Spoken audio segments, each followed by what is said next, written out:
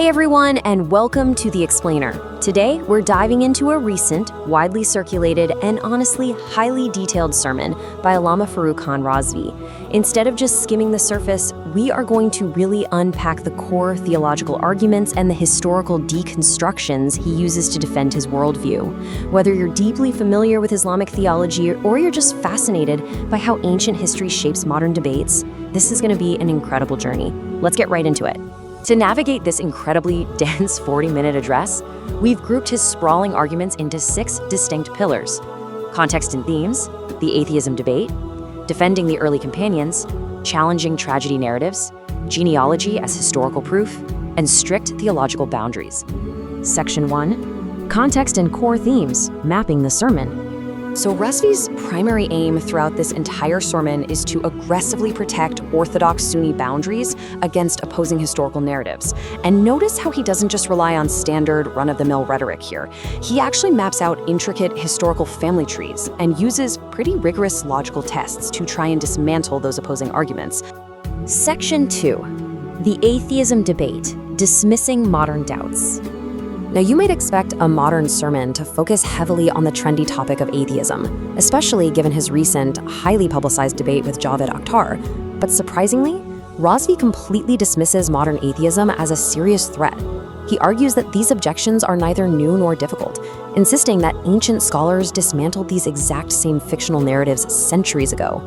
To prove this point, he literally pulls directly from classical theological manuals. Books like Aqad al-Nasafi, al-Fiqh al-Akbar, and Aqidah at-Tahawiyah. It perfectly illustrates his core stance. His most existential disputes aren't actually with atheists over whether God exists.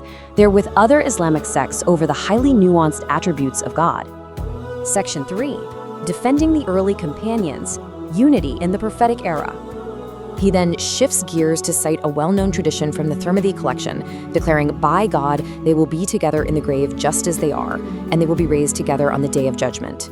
By highlighting this, Razvi lays down an unshakable premise for his audience, that figures like Abu Bakr and Omar were fundamentally inextricably united with the Prophet, establishing a baseline to reject any later narratives of betrayal. And he reinforces this idea of unity with this beautifully vivid story from the text Riyad al-Nadra. Picture this. Ali dreams the Prophet gives him a delicious date. When Ali wakes up, he can actually still taste it in his mouth. Later at the Fajr prayer, he prays behind Omar. And right after the prayer, Omar miraculously hands Ali dates, mirroring the dream perfectly.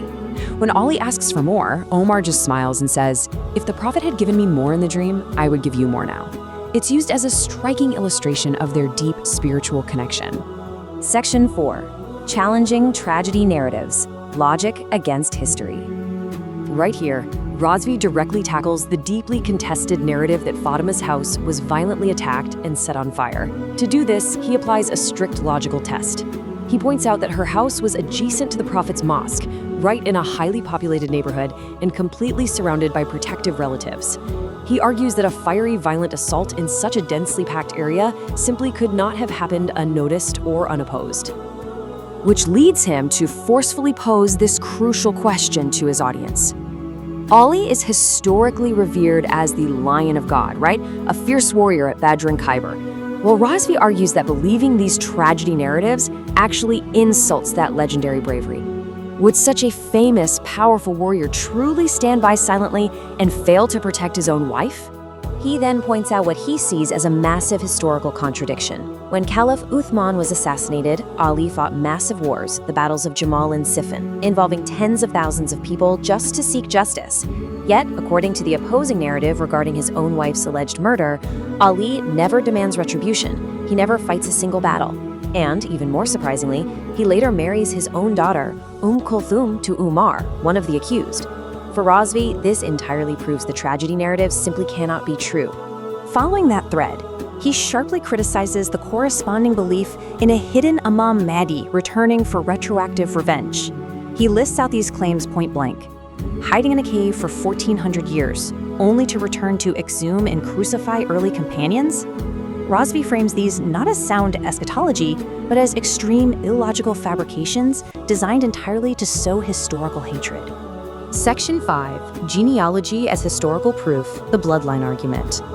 To really cement this argument, Razvi uses genealogy as his undeniable proof. He literally maps out the family trees. Take Imam Jafar Sadiq, a figure highly revered by both Sunnis and Shias. Razvi shows that through his mother, Farwa, and his grandmother, Asma, Imam Jafar Sadiq was descended directly from Abu Bakr. If a mortal, unforgivable blood feud actually existed, he argues, this deep, generational intermarrying would simply never have happened. And he applies the exact same logic to Ali Akbar, the celebrated youth martyr of Karbala. By tracing his maternal lineage back to his grandmother, Ruqayya, Razvi highlights that Muawiyah, who is allegedly a bitter rival of Ali's family, was actually Ali Akbar's great-uncle. He presents these bloodlines to his audience not as theories, but as indisputable historical facts. Which brings us to this devastating logical test. Why would the Prophet's incredibly noble family repeatedly, willingly marry into the very families that supposedly oppressed and murdered them? For Razvi, the answer is crystal clear. They wouldn't. Section 6. Strict theological boundaries, condemning extremism. In his final segment, Razvi draws some uncompromising red lines. He lists shocking examples of extreme rhetoric he's observed from opposing clerics. Things like claiming Ali is the actual creator, or stating Allah resides in the dust of Fatima's shoes. Razvi uses these specific examples to show how historical exaggerations can spiral into absolute theological corruption, literally elevating figures completely above God himself.